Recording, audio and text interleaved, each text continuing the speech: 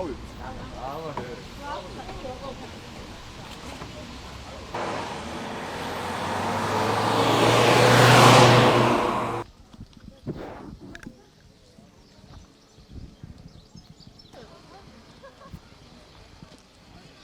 მინდა წარმოგიდგინოთ პრეზიდენტის ადმინისტრაციის ხელმძღვანელი გიორგი აბაშიშვილი.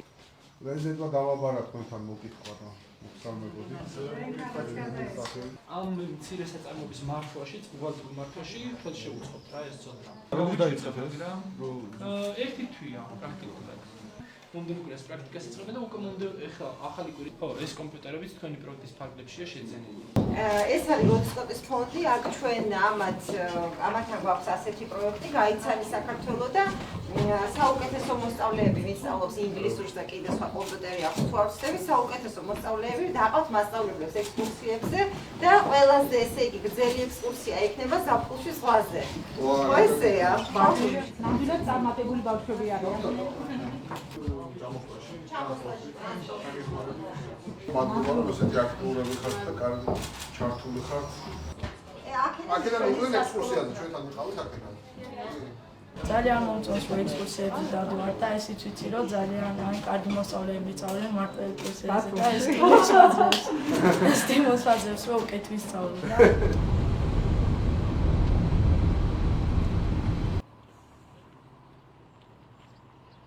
კლუბი მე ჩამოვაყალიბე. დავით მარიაშვილის სახელობის ძიუდოს კლუბია. მე პირადად ჰოლანდიაში ვცხოვრობ, ჩემი ჩამოყალიბებულია, მსხმელების მიავიყვანე. პრობლემა ჰქონდა გათბობასთან კონდიციონერთან დაკავშირებით და ეს პრობლემა მოგვარებულია. დიდი მადლობა მინდა გადაგიხადოს ამისათვის. ელიზამთარის ევალიში გათბობა არ აქვს და რა ძალიან მნიშვნელოვანი იყო რა.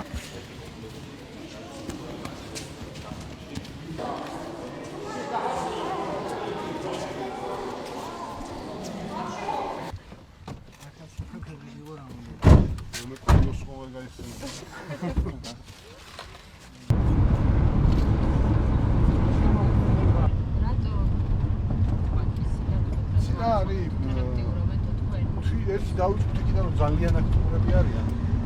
მეორე ერთ-ერთი ყველაზე ამ პროექტებთან ხო ზომა ვასე თქვა თუ აკეთებ. ერთ-ერთი ყველაზე უფრო მაღალი მატარებელი პროექტები ჩართულობა რასია. ახალგაზრდები და ქალები. აი ხა ზიუდოს წერაც, ზიუდოს რამდენი ბავშვი არის ჩართული, ის თვითონ წვრთნელი და ასე ვთქვათ. თავარი ორგანიზატორი არის ჰოლანდიაში ცხოვრობს. და აი ეს მოხალისეები ვარ და შემდეგ გააკეთა ეს წრე და ჩამოყავს ჰოლანდიელები პერიოდულად აი ხა ჩამოყავს კიდე ამ ზაფხულს და აი ამათთან ერთად ამ მეგობრებს ერთობლივ წვრთნებს დადიან აქ ცხოვრობენ პანკიში პერიოდი საშიშია მათ ცხოვრება და ასე შემდეგ და უნდა დაიწყოს რა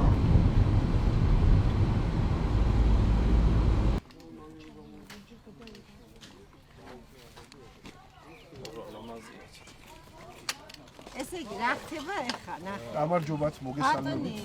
ჩვენ ვაბარეთ სანტეს ესე იგი თაფსი გამოგვა რა თაფსი გავწევ შეება სანტეს. სანტეს კიდე ვაბარეთ და ადრონებენ ხოლმე ხაში. პანკისის თაფლი. გვაინტერესებდა რამდენად ის იყო და პირველი უმაღლესი შეფასება მიიღო მხოლოდ პატარა ორ კომპონენტში იყო დაბალი. თქვენ ეს რომ რაჭის და დასავლეთ საქართველოს თაფლჯობია, იმიტომ რომ აქ არის სხვადასხვა ხეებია, წაბლი, ბევრი გვირი და აკაცია ძალიან ის არის რა. აკაციის თაფლი.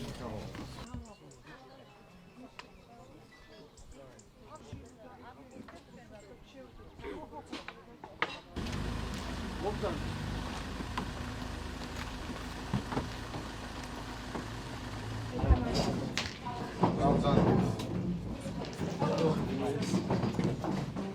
აბა როგორ სწავლობ?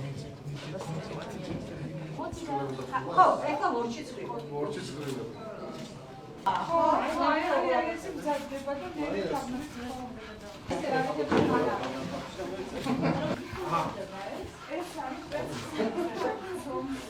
პრესები და ეს მაგალითად აი როგორ ვიქოთ სკოლის ბაკები ყოველს პატარა. ყველა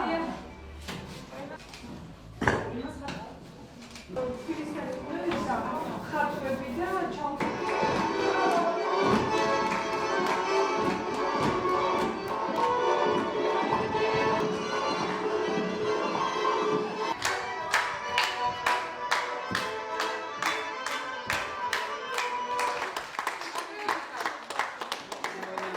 ერთ-ერთი მნიშვნელოვანი პროექტი, რომელსაც პრეზიდენტის ადმინისტრაცია აფინანსებს, არის ქალების სამსახურში.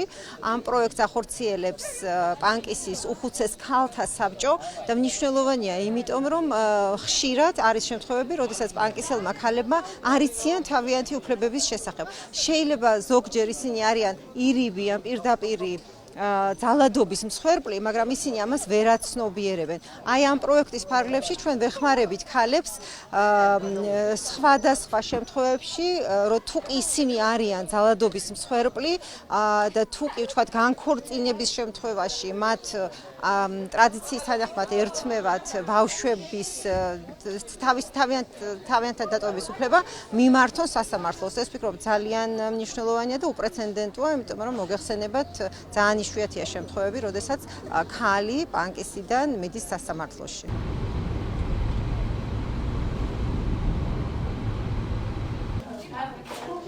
იცი ჭადრაკის თამაში?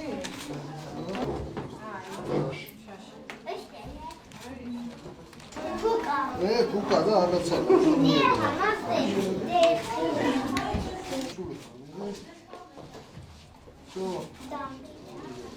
ინა წავიდიხო შევინახო. კარგი, მომენტი შევინახო ყველას. არავისაც წავაკითხეთ, აქ ჟურნალისტებს დავუმალო.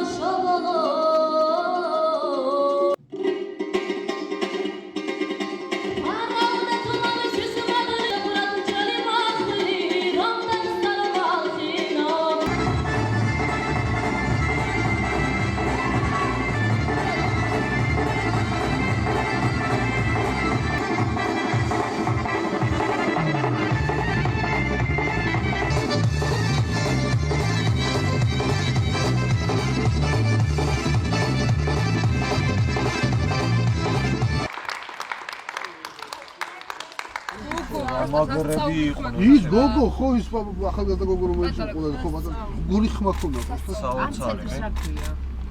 ეს არის ესე იგი ანსამბლი რომელიც ეწევა ვაინახური კულტურის პოპულარიზაციას რომელიც ჩვენ დავაფინანსეთ რა პრეზიდენტის ფონდიდან და 4-5 ქალაქში ეკნება კონცერტები. პრობლემები რო ქონდა და უცებ გადასვლებით რა იცევა და მაგასაც ჩააწვა ის კავშირას. აუის მაგარი ვიცი.